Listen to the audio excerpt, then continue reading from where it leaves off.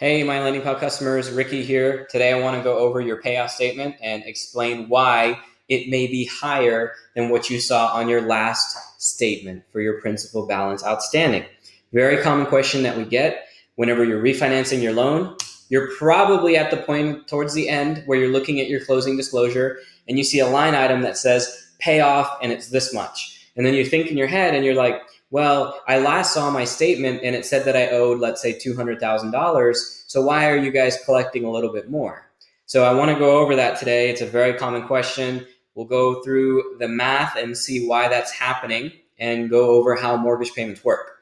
So before we do any math or examples, first thing that I want to do is explain what happens when you make a payment. So for this example, we'll say November 1 is when you have a payment that's due, right? So you have a payment due November 1. So when you make this payment, what happens? Where does it go? What does it cover? What's the payment for? So mortgages are paid in what's called arrears. So the term is called arrears, and that means that when you make a payment, you're paying for something in the past, something that's already happened, okay? So when you make a November payment, it means that you're paying for October, the whole month of October, right? So that's a mortgage paid in arrears. Whenever you make your payment, it's for the previous month. So interest owed and principal owed in the month of October from October 1 to October 31. So always remember, whenever you make a payment, it's not for this month coming, it's for the previous month. All right, so let's do an assumption and an example. Let's say that you're refinancing your loan and we're saying that you'll close on November the 15th, right in the middle of the month, November 15th. And then let's also say that you looked at your mortgage statement, the most recent one, and the balance on the statement said you owe $200,000 left.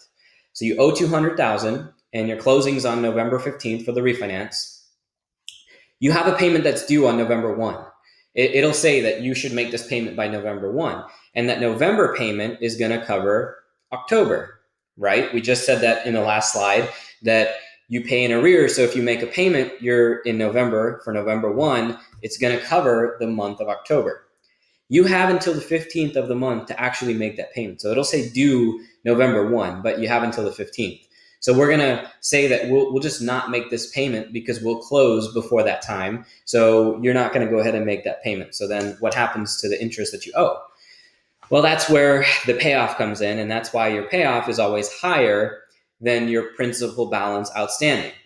All right, so let's break it down from the top. So you had $200,000 on your balance owed, and the last payment that you made was in October. You didn't make your November payment, right? Because we're closing before it's officially due. So what happens to the interest that you had owed from October 1 to the day of the closing?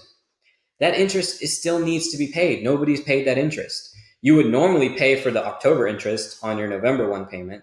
And then when December rolls around, you'll pay for November. So you only have to pay for like half the month of November because you're refinancing. So the first half, somebody's got to make that payment, right? For this example, we can assume that daily interest is $40. And between October 1 and November 15th, your closing date, you had 45 days pass where you didn't make any interest payments, right? And the lender's not just going to let you go and say that, okay, we forgive the 45 days of interest. They can't do that. So what happens is that interest owed is added to your payoff. So you thought it was going to be about $200,000. That's what you saw in the statement. But in reality, it should be about $201,800 to cover the 45 days of interest that you missed. So that's why you'll see your payoff is definitely going to be a little bit higher. Let's go to the next slide and a different example. Now we're gonna go 1 month back and say that we're gonna close in October. All right, so let's start fresh. Closing is October 14th. You have this mortgage statement in your hand, and the statement date says up top, right here. If you look up top, statement date says September 1, 2020. Okay, and this statement is due October 1. 2020. Payment due date right here, October 1, 2020. There's your arrears. Your payment is due October 1, so you'll make it before October 1 to cover the statement date of September 1, right? So that's for the whole month of September. If you look right here, you'll see a note that says payment received after 10/16 will have a late fee charged. Well, what does that mean? That means you can pay anywhere from October 1 to October the 16th, and after that, you'll get hit with the late fee. All right, but our closing's on the 14th. So what I would advise is say that don't make the payment. Don't make the October payment. The payoff will be increased, but you don't have to make the principal payment this month. You'll get some time for the refinance. So don't make that payment, right? It goes back to the same thing where who's going to pay for the interest in September then? Because the interest that you had in September, where you still own the home for the whole month of September, is paid for with this October payment, but we're not going to make it because we're refinancing. And so we've now got from September 1 to the closing date of October 14th. What is that, like 44 days, roughly 44 days? So you've got 44 days of interest, and you've got an outstanding principal balance right over here. So what you would do is you would look at your principal balance and you would add 44 days worth of interest to this principal balance. And that's going to be your payoff. So that covers why your payoff is going to be higher than what you saw on your last mortgage statement. Hope this helps. If you have any further questions, give one of us a call.